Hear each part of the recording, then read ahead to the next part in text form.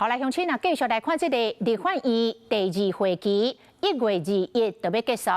目前除了总预算案也未删除，也阁有宪法诉讼法的复议案要来处理。但是立法院的川普就职访问团18号就要来出发，多参副议长江启臣嘛要来加入到访问团，也就是讲，若无法度赶伫个17号的议会，甲议案处理好势。到时阵，这个议会的主席国民党会闹空城。啊，讲这个立法院要喺过年进前，恐惊调野的立委爱过见3回。院长会跟院长一起去美国吗？姐姐，21号院会有备案吗？会不会？今日去美国，江启臣悄悄地无应立法院川普就职访问团伫18要出发。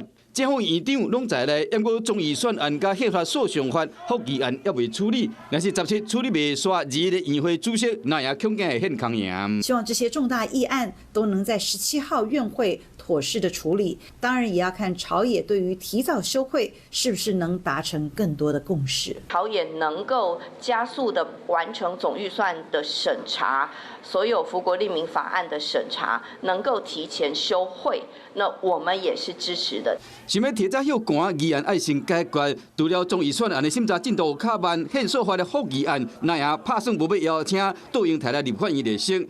民进党党团总召高建明无认同。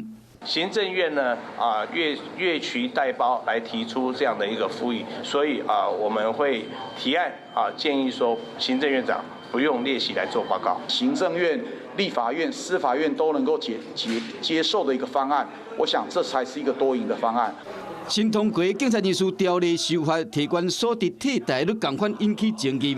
那赢党团总调鲍坤奇提早预告，未来将进一步修法，将公告嘛算在内，年届议题恐惊变成立法院调野后一波的冲突。一再的硬干，不是为了人民，只是为了选举的利益，拿年金的破产来巩固自己政党的权利。